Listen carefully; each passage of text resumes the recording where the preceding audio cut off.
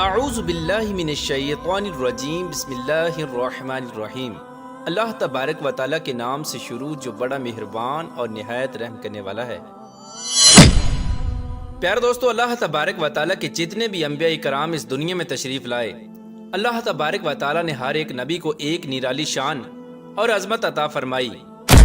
لیکن حضرت موسیٰ علیہ السلام اللہ تبارک و تعالیٰ کے وہ پیارے نبی ہیں جن کو اللہ تبارک و تعالیٰ نے اپنا کلیم بنایا اور جن کے ساتھ اللہ تبارک و تعالیٰ نے براہ راست کلام فرمایا۔ ان سے پہلے کسی بھی نبی سے اللہ تبارک و تعالیٰ نے براہ راست کلام نہیں فرمایا تھا۔ یہ صرف حضرت موسیٰ علیہ السلام کو شرف حاصل ہے۔ پیارے دوستو، آج کی اس ویڈیو میں ہم آپ کو اللہ تبارک و تعالیٰ کے پیارے نبی کہ جن کو نبوت بھی ان کی رحم دلی اور مخلوق خدا کی محبت کی وجہ سے ملی، حضرت موسیٰ علیہ السلام کی شادی کا واقعہ بیان کریں گے کہ حضرت موسیٰ علیہ السلام کی شادی کس طرح ہوئی اور حضرت موسیٰ علیہ السلام کی شادی کا حق مہر کیا تھا، اور حضرت صفورہ کون تھیں کہ جن کی پاکیزگی کا ذکر خود اللہ تبارک و تعالیٰ قرآن پاک میں بیان فرماتا ہے۔ پیارے دوستو، ان تمام تر سوالات کے جوابات قرآن و حدیث کی روشنی میں آج کی اس ویڈیو میں ہم آپ کو بتائیں گے، لہٰذا آپ سے گزارش ہے کہ ہماری اس ویڈیو کو اینڈ تک ضرور دیکھیے گا۔ پیارے دوستو، مصر کے اندر ایک ایسی قوم آباد تھی جو کہ تعداد میں بہت زیادہ لوگ تھے، جن کو قبطی قوم کہا جاتا ہے۔ یہی وہ لوگ تھے جنہوں نے سب سے پہلے فرعون کو اپنا خدا مانا۔ روایات میں آتا ہے کہ حضرت موسیٰ علیہ السلام ایک مرتبہ کہیں سے گزر رہے تھے کہ آپ نے دیکھا کہ دو شخص آپس میں جھگڑا کر رہے ہیں۔ ان میں سے ایک شخص حضرت موسیٰ علیہ السلام کا ماننے والا تھا اور دوسرا فرعون کا ماننے والا تھا، یعنی ایک بنی اسرائیل کا مسلمان تھا اور دوسرا قبطی جو کہ فرعون کو اپنا خدا سمجھتا تھا۔ فرعون کا ماننے والا شخص حضرت موسیٰ علیہ السلام کو ماننے والے شخص پر ظلم کر رہا تھا کہ حضرت موسیٰ علیہ السلام کو ماننے والے مسلمان نے حضرت موسیٰ علیہ السلام کو اپنی مدد کے لیے پکارا۔ حضرت موسیٰ علیہ السلام اس شخص کی مدد کے لیے آگے بڑھے اور اس قبطی کو ایک زوردار مکہ مارا، جس کے نتیجے میں وہ وہیں پر ہلاک ہو گیا۔ حضرت موسیٰ علیہ السلام نے جب یہ دیکھا کہ وہ شخص مر چکا ہے تو حضرت موسیٰ علیہ السلام فرمانے لگے، یہ تو شیطانی عمل ہے۔ اس کے بعد حضرت موسیٰ علیہ السلام اللہ تبارک و تعالیٰ کی بارگاہ میں معافی طلب کرنے لگے اور اللہ تبارک و تعالیٰ نے حضرت موسیٰ علیہ السلام کو معاف فرما دیا۔ چنانچہ اسی دوران اس قتل کی خبر فرعون کے محل تک پہنچ گئی۔ حضرت موسیٰ علیہ السلام کے ہاتھوں ہلاک ہونے والا شخص چونکہ فرعون کا چاہنے والا تھا، لہذا فرعون کو جب اس بات کی خبر ملی تو فرعون آگ بگولا ہو گیا اور اس نے یہ حکم جاری کیا کہ حضرت موسیٰ علیہ السلام کو تلاش کیا جائے اور معاذ اللہ ان کو شہید کر دیا جائے۔ چنانچہ فرعون کا یہ حکم سنتے ہی فرعون کے لشکر حضرت موسیٰ علیہ السلام کی تلاش کے لیے نکل پڑے۔ یہ خبر سنتے ہی ایک شخص جو کہ حضرت موسیٰ علیہ السلام سے محبت کرتا تھا، وہ دوڑتا ہوا حضرت موسیٰ علیہ السلام کی بارگاہ میں حاضر ہوا اور حضرت موسیٰ علیہ السلام کی خدمت میں حاضر ہو کر عرض کرنے لگا کہ اے حضرت موسیٰ علیہ السلام، بے شک فرعون نے آپ کو قتل کرنے کا حکم دیا ہے اور فرعون کے حواری آپ کو تلاش کر رہے ہیں، لہٰذا میں آپ کا خیر خواہ ہوں اور میں یہ چاہتا ہوں کہ آپ جلد از جلد مصر کو چھوڑ کر کہیں اور روانہ ہو جائیں۔ چنانچہ اس شخص کی بات سنتے ہی حضرت موسیٰ علیہ السلام نے مجبوراً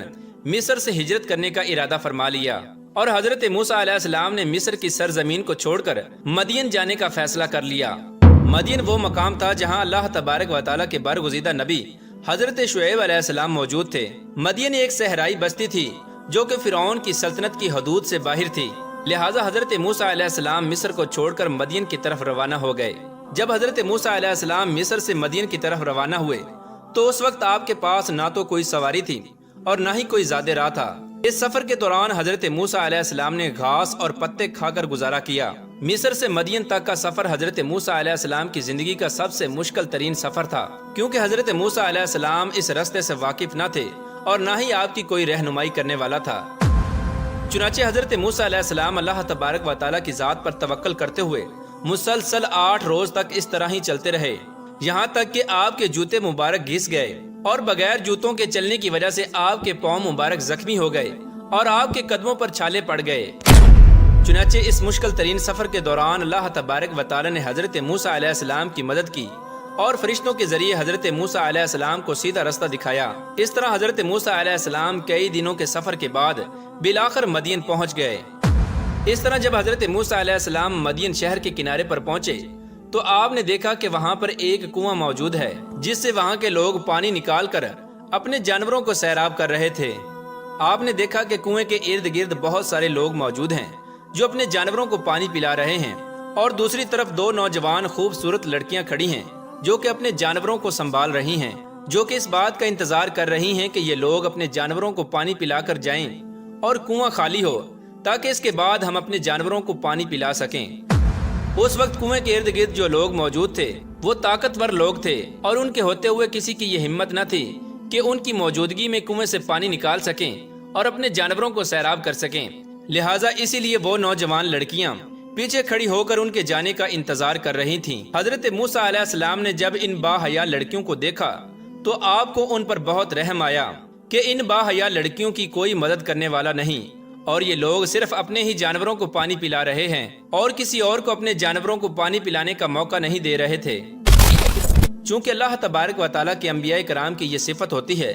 کہ وہ مظلوموں کو ظالموں کے ظلم سے بچاتے ہیں، لہٰذا حضرت موسیٰ علیہ السلام نے جب یہ منظر دیکھا تو حضرت موسیٰ علیہ السلام سے رہا نہ گیا، لہٰذا حضرت موسیٰ علیہ السلام کنویں کی طرف آگے بڑھے اور وہاں پر موجود لوگوں کو پیچھے دھکیل دیا اور حضرت موسیٰ علیہ السلام ان لوگوں سے فرمانے لگے کہ تم لوگ کیسے ظالم ہو کہ اپنے علاوہ کسی اور کی پرواہ ہی نہیں کرتے۔ جب ان لوگوں نے حضرت موسیٰ علیہ السلام کی طرف دیکھا تو وہ لوگ سہم گئے، کیونکہ حضرت موسیٰ علیہ السلام اپنے لباس اور جسامت سے ایسے لگ رہے تھے جیسے آپ کوئی قبطی سردار ہوں،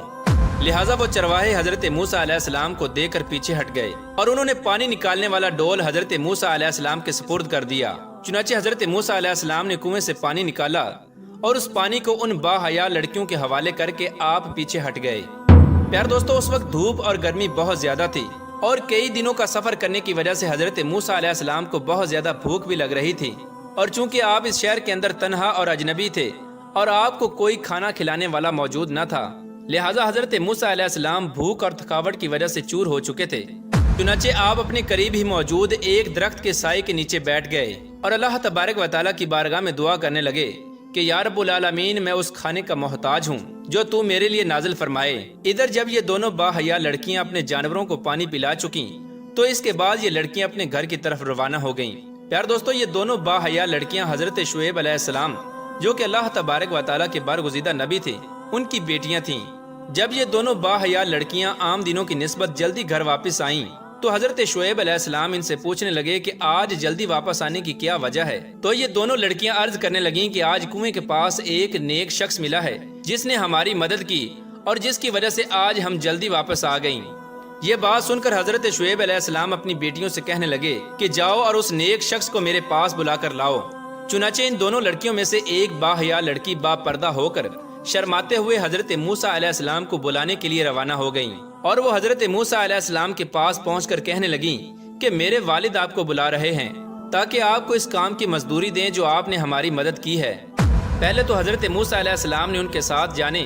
اور اجرت لینے سے انکار کر دیا، لیکن جب آپ کو پتہ چلا کہ جس شخص نے آپ کو بلایا ہے وہ اللہ تبارک و تعالیٰ کے برگزیدہ نبی حضرت شعیب علیہ السلام ہیں، تو حضرت موسیٰ علیہ السلام آپ کی زیارت کے لیے ان کے ساتھ جانے کے لیے راضی ہو گئے۔ اس طرح حضرت موسیٰ علیہ السلام اس لڑکی کے پیچھے پیچھے روانہ ہو گئے۔ رستے میں جب تیز ہوا چلتی تو اس ہوا کی وجہ سے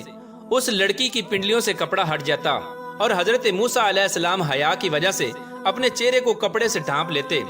بلاخر جب 2 یا 3 مرتبہ ایسا ہوا تو حضرت موسیٰ علیہ السلام نے اس لڑکی کو حکم فرمایا کہ آپ میرے پیچھے پیچھے چلیں اور پتھر کے اشارے سے مجھے رستہ بتاتی چلیں۔ لہٰذا وہ باحیا لڑکی حضرت موسیٰ علیہ السلام کے پیچھے ہو گئی اور پتھر کے ٹکڑے پھینک کر حضرت موسیٰ علیہ السلام کو رستہ بتاتی رہی، یہاں تک کہ حضرت موسیٰ علیہ السلام حضرت شعیب علیہ السلام کے مکان تک پہنچ گئے۔ حضرت موسیٰ علیہ السلام کو دیکھ کر حضرت شعیب علیہ السلام بہت خوش ہوئے اور آپ کا استقبال کیا اور اپنی بیٹیوں کو حکم دیا کہ کھانا تیار کرو۔ جب کھانا تیار ہو گیا تو حضرت شعیب علیہ السلام حضرت موسیٰ علیہ السلام سے فرمانے لگے کہ ہمارے ساتھ بیٹھیں اور کھانا تناول فرمائیں۔ حضرت شعیب علیہ السلام کی یہ بات سن کر حضرت موسیٰ علیہ السلام معذرت کرنے لگے اور آپ کہنے لگے کہ میں آپ کے ساتھ کھانا نہیں کھا سکتا، میں اللہ تبارک و تعالیٰ کی پناہ چاہتا ہوں کہ کہیں یہ کھانا اس بات کی اجرت نہ بن جائے جو میں نے اللہ تبارک و تعالیٰ کی رضا کے لیے کیا ہے۔ چنانچہ حضرت شعیب علیہ السلام فرمانے لگے کہ اے نوجوان، یہ کھانا آپ کے اس عمل کا بدلہ نہیں ہے بلکہ ہم مہمان نواز ہیں اور مہمان نوازی کرنا میری اور میرے خاندان کی عادت ہے، اور ہم اللہ تبارک و تعالیٰ کی رضا کے لیے مسافروں کو کھانا کھلاتے ہیں۔ چنانچہ حضرت موسیٰ علیہ السلام یہ بات سن کر ان کے ساتھ بیٹھ گئے اور کھانا تناول فرمایا۔ اس کے بعد حضرت موسیٰ علیہ السلام نے مصر میں پیش آنے والے تمام تر واقعات کا ذکر حضرت شعیب علیہ السلام کے سامنے کیا اس پر حضرت شعیب علیہ السلام نے حضرت موسیٰ علیہ السلام کو یہ تسلی دی کہ اب آپ کو گھبرانے کی ضرورت نہیں ہے، کیونکہ یہاں مدین میں فرعون کی حکومت اور سلطنت نہیں ہے۔ جب حضرت موسیٰ علیہ السلام کھانا تناول فرما چکے تو حضرت شعیب علیہ السلام کی ایک صاحبزادی نے عرض کی کہ ابا جان، کیوں نہ ہو کہ آپ اس نوجوان کو اجرت پر ملازم رکھ لیں تاکہ یہ ہماری بکریاں چرایا کرے اور ہم کو یہ کام نہ کرنا پڑے۔ بے شک یہ نوجوان طاقتور اور امانت دار ہے۔ اس بات پر حضرت شعیب علیہ السلام اپنی بیٹی سے پوچھنے لگے کہ تمہیں اس کی طاقت اور امانت دار ہونے کا کیسے پتہ چلا؟ تو حضرت شعیب علیہ السلام کی بیٹی عرض کرنے لگی کہ ابا جان، ان کی طاقت کا اندازہ اس سے پتہ چلتا ہے کہ انہوں نے اکیلے اس کنویں سے پانی نکال کر ہم کو دیا کہ جس کنویں سے 10 آدمی مل کر پانی نکالتے ہیں، اور ان کی امانت کا اندازہ اس بات سے لگایا جا سکتا ہے کہ جب اس نوجوان نے ہم کو دیکھا تو اپنی نظروں کو جھکا لیا اور مجھے اپنے پیچھے چلنے کو کہا۔ چنانچہ حضرت شعیب علیہ السلام حضرت موسیٰ علیہ السلام کے اعلیٰ اخلاق اور شرافت سے بہت زیادہ متاثر ہوئے، اور کچھ دیر سوچنے کے بعد حضرت موسیٰ علیہ السلام سے فرمانے لگے کہ میرے پاس تمہارے لیے ایک پیشکش ہے کہ میں اپنی ایک بیٹی کا نکاح تمہارے ساتھ کر دوں گا،